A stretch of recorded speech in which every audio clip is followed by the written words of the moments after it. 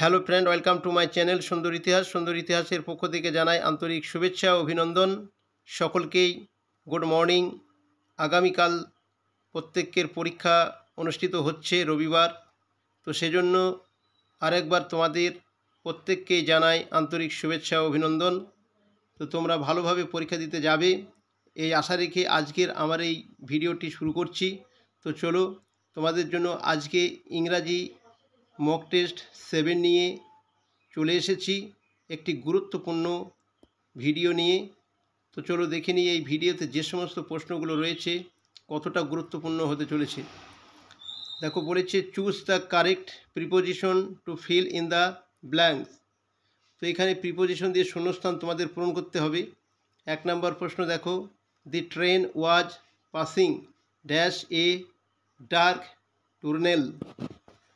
তো এখানে দেখো কী ধরনের প্রিপোজিশনটা বসবে, অপশনগুলো দেখে নাও। তো এই প্রশ্নের সঠিক উত্তরটি হয়ে যাবে option D, through. The train was passing through a dark tunnel মানে হচ্ছে কি না, ট্রেনটি অন্ধকার সুড়ঙ্গের মধ্য দিয়ে যাচ্ছিল। 2 নম্বর প্রশ্ন দেখো, the woman is standing dash the door. অপশনগুলো দেখে নাও। এই প্রশ্নের সঠিক উত্তরটি হয়ে যাবে option B, at. The woman is standing at the door. মহিলাটি দরজায় দাঁড়িয়ে আছে।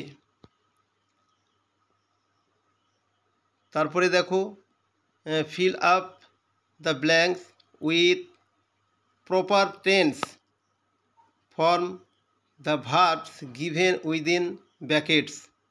তো এখানে দেখো প্রপার ফর্ম কিন্তু তোমাদেরকে খুঁজে নিতে হবে। ব্র্যাকেটের মধ্যে যে ভার্বটা দেওয়া আছে তার প্রপার ফর্ম টেন্স থেকে তোমাদেরকে এটাকে খুঁজে নিতে হবে। তো এখানে দেখো 3 নম্বরে কি বলা হয়েছে। 3 নম্বর প্রশ্নতে বলা হয়েছে they dash watch TV since 5 PM। They dash watch TV since 5 PM। তো দেখে নাও তোমরা টেন্সের যে গঠন এখানে দেওয়া হয়েছে।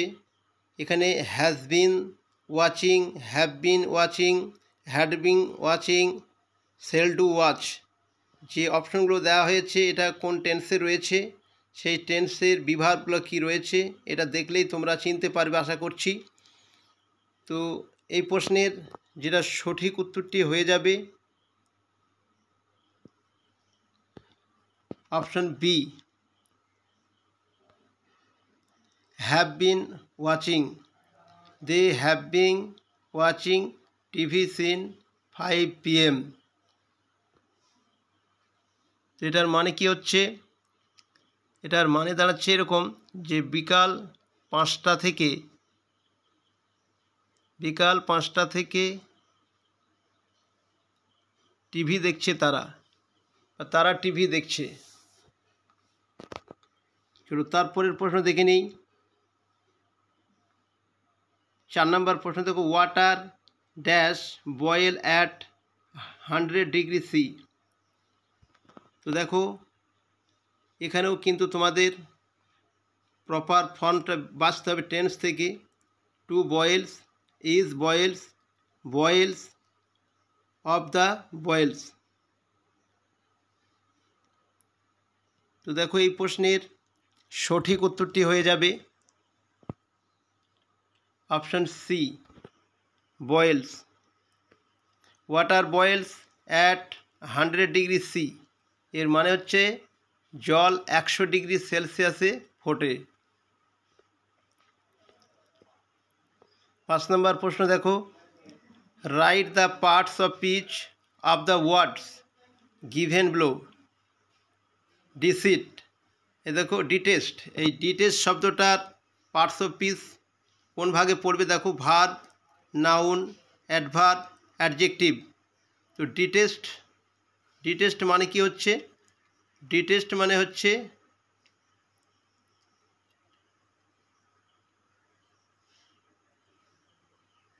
ডিটেস্ট মানে দাঁড়াচ্ছে এখানে দেখো, ডিটেস্ট মানে হয়ে যাবে ঘৃণা করা। ডিটেস্ট মানে হচ্ছে ঘৃণা করা।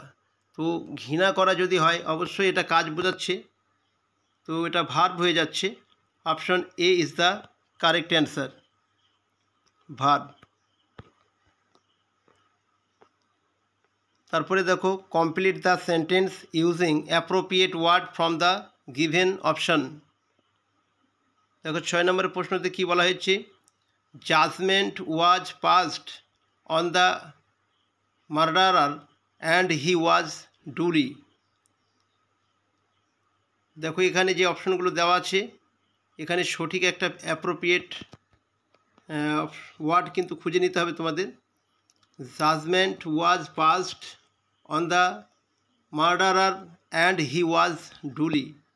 তো দেখো এটার মানে যদি আমরা করি, এখানে হত্যাকারীর বিরুদ্ধে রায় দেওয়া হয় এবং তাকে যথাযথভাবে দেওয়া হয়। কি দেওয়া হয় প্রত্যেককেই আমরা জানি। দেখো এই প্রশ্নের সঠিক উত্তরটি হয়ে যাবে option B. Option B, executed, অর্থাৎ মৃত্যুদণ্ড দেওয়া হয়। চলো তারপরের প্রশ্ন দেখে নিই। Fill in the blanks with appropriate articles 7 and 8। এই দুটো প্রশ্ন আর্টিকেল করতে হবে আমাদের। দেখো 7 নম্বর প্রশ্নটা বলেছে, who is dash happiest of all. তো দেখো এটা কোন অপশনটা এখানে বসবে, হ্যাপিয়েস্টের আগে কোন আর্টিকেল বসবে। হ্যাপিয়েস্ট, এখানে এইচের উচ্চারণ আছে, এটা কিন্তু ব্যতিক্রম নয়, তোমরা বুঝতেই পারছো। এর আগে অনেকেই তোমরা কমেন্ট করেছিলে, যেগুলো ব্যতিক্রম ছিল কিন্তু তোমরা সাধারণভাবে সেগুলো বলেছিলে। তো এটি একদম সাধারণভাবে আমরা দেখতে পাচ্ছি যে who is happiest of all. তো এখানে হয়ে যাবে অপশন সি। এটা option C is the correct answer. এটা দি হবে, who is the happiest of all. কে সবার থেকে সুখী, এটা কে সবার থেকে সুখী এখানে নির্দিষ্ট করে বলা হয়েছে। কাকে নির্দিষ্ট করে বলা হয়েছে, কে এখানে হচ্ছে। তো এখানে কে সবার থেকে সুখী, সেজন্য এটা দি হয়ে যাবে। তো চলো 8 নম্বর প্রশ্নটা দেখে নিই। He is dash MA in English. এটা প্রত্যেককেই পারার কথা, দেখে নাও কোন অপশনটা হয়ে যাবে। এই প্রশ্নের সঠিক উত্তরটি হয়ে যাবে অপশন এ, অ্যান হয়ে যাবে। দেখো he is an MA in English, এটা কিন্তু ব্যতিক্রম। MA, দেখো এই এর কিন্তু উচ্চারণ যখন আমরা করছি তখন কিন্তু ভাওয়েলের উচ্চারণটা এখানে ভেসে আসছে, তো সেজন্য এটা ব্যতিক্রম রয়েছে, এটা অ্যান হয়ে যাবে।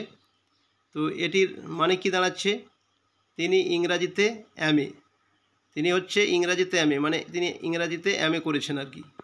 তো চলো তারপরে দেখে নিই 9 নম্বর প্রশ্ন, চেঞ্জ দ্য ডেঞ্জার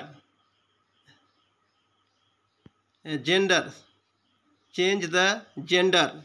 তো এই জেন্ডার এখানে করতে বলা হয়েছে, চেঞ্জ করতে হবে তোমাদের ম্যাসকুলাইন থেকে ফেমিনাইন করতে হবে। দেখো চেঞ্জ দ্য জেন্ডার, এখানে প্রিন্স, প্রিন্স হচ্ছে রাজকুমার, তাহলে এর জেন্ডার করলে ফেমিনাইনে কি হবে, রাজকুমারী। প্রত্যেকেই জানো তোমরা। তো দেখো যে অপশনগুলো দেওয়া হয়েছে সেখানে রাজকুমারী কোনটা রয়েছে, বানানগুলো দেখে কিন্তু ঠিক করে উত্তর দেবে। তো এই প্রশ্নের সঠিক উত্তরটি হয়ে যাবে অপশন সি, প্রিন্সেস।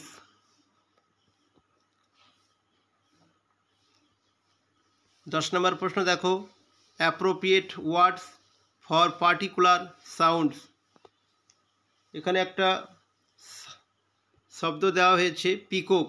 এই পিককের ডাককে কি বলা হয়, পিককের ডাককে কি বলা হয়, এর আগের ভিডিওতে তোমরা দেখে নিয়েছো প্রত্যেকটা অ্যানিমেলসের যে অ্যাপ্রোপ্রিয়েট সাউন্ড রয়েছে সেই সাউন্ড কিন্তু আমি এর আগে ভিডিও করে দিয়েছি, তোমরা যারা দেখে নিয়েছো তারা অবশ্যই এই প্রশ্নের উত্তরটা দেখতে দেখতেই তোমাদের পেরে যাওয়ার কথা। তো দেখে নাও, এই প্রশ্নের সঠিক উত্তরটি হয়ে যাবে অপশন ডি, স্ক্রিম। স্ক্রিম মানে হচ্ছে কি চিৎকার। তো এই পিককের ডাক হচ্ছে চিৎকার, যেটাকে ক্যাকাও বলা হয়ে থাকে। পিকক মানে ময়ূর, ময়ূরের ডাককে আমরা জানি ক্যাকা বলা হয়। তো সেই ক্যাকা এখানে চিৎকার, স্ক্রিম। তারপরে 11 নম্বরের প্রশ্ন দেখো, right singular to plural form. এখানে একটা সিঙ্গুলার নাম্বার দেওয়া হয়েছে, একটা শব্দ দেওয়া হয়েছে সিঙ্গুলার শব্দ, তো সেটাকে আমাদেরকে প্লুরাল ফর্ম করতে হবে। চলো দেখে নেই। দেখো লাউস, LOUSE, লাউস। এই লাউসের প্লুরাল ফর্ম কি হবে? তোমরা প্রত্যেকেই নিশ্চয়ই জানো লাউস মানেটা কি। তো লাউস মানে হয়ে যাচ্ছে উকুন। তো উকুনের এখানে প্লুরাল ফর্মটি হয়ে যাবে option B, lines.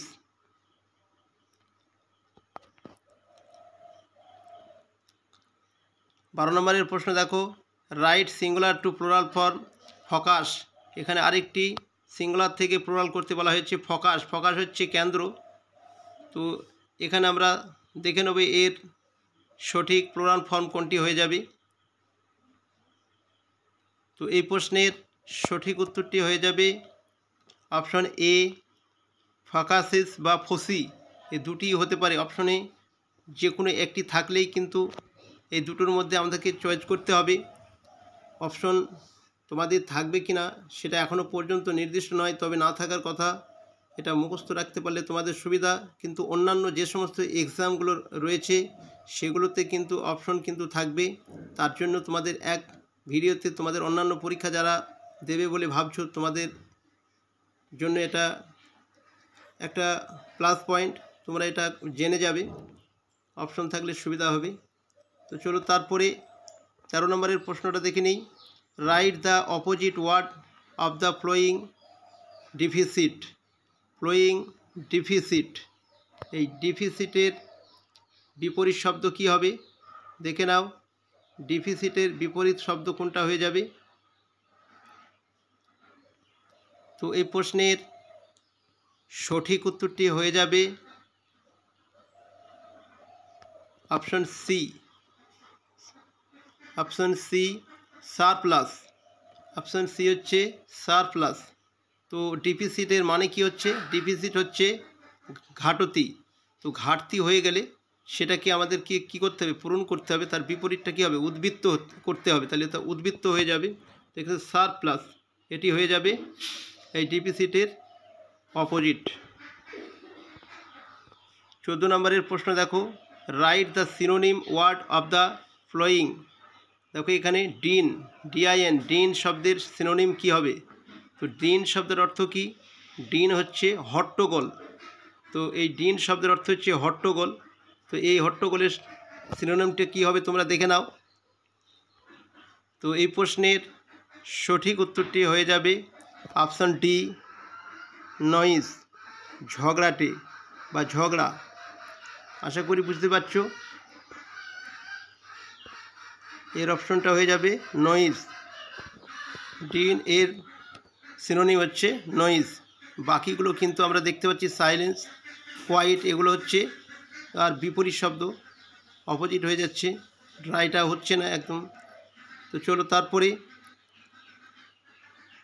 Right the substitution one word. এখানে একটা ওয়ান ওয়ার্ড দেওয়া হয়েছে। দেখো তোমাদেরকে বলেছিলাম আজকে একটা ওয়ান ওয়ার্ডের একটা চার্ট দিয়ে দেবো, কিন্তু এই মুহূর্তে তোমাদের অনেকেই মুখস্থ করার এখন আর সময় নেই, তবে একবার দেখে যেতে পারলে ভালো হতো।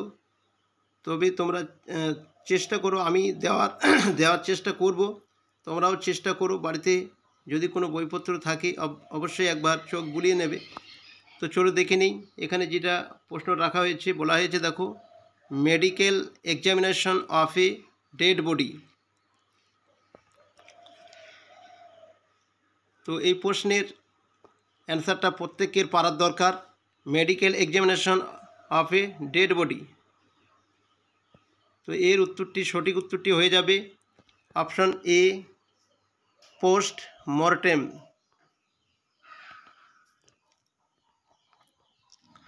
আজকের শেষ প্রশ্ন 16 নম্বর প্রশ্ন দেখো, write the past form of the word swim. এই সুইমের পাস্ট ফর্ম কি হবে?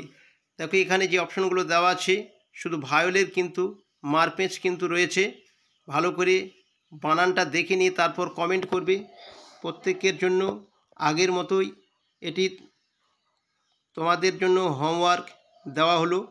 অবশ্যই তোমরা এই প্রশ্নের সঠিক অ্যান্সারটি কমেন্ট করে জানাবে। তবে এর আগের যে দুটো ভিডিওতে তোমাদের আমি কমেন্ট করতে বলেছিলাম সেখানে ফরগেটকে দিয়েছিলাম, সেখানে অনেকেই মানে ম্যাক্সিমামই জন পেরেছিল, 2-1 জন বাদ দিয়ে। তাহলে এর আগের ভিডিওটা যারা দেখেছো সেখানে কুডের পাস্ট ফর্ম দিয়েছিলাম, প্রেজেন্ট ফর্ম দিয়েছিলাম কুডের। তো সেই কুডের যে প্রেজেন্ট ফর্ম কল হয়ে যাবে, প্রত্যেককেই তোমরা পেরেছো। হয়তো হাতে গোনা 1 থেকে 2 জন তোমরা উত্তরটি ঠিক করতে পারোনি। তো যাই হোক, আজকে এই পর্যন্ত। ভিডিওটি কেমন লাগলো? যদি ভালো লেগে থাকে অবশ্যই লাইক করবে এবং বন্ধুদেরকে শেয়ার করে দেবে। Thank you for watching.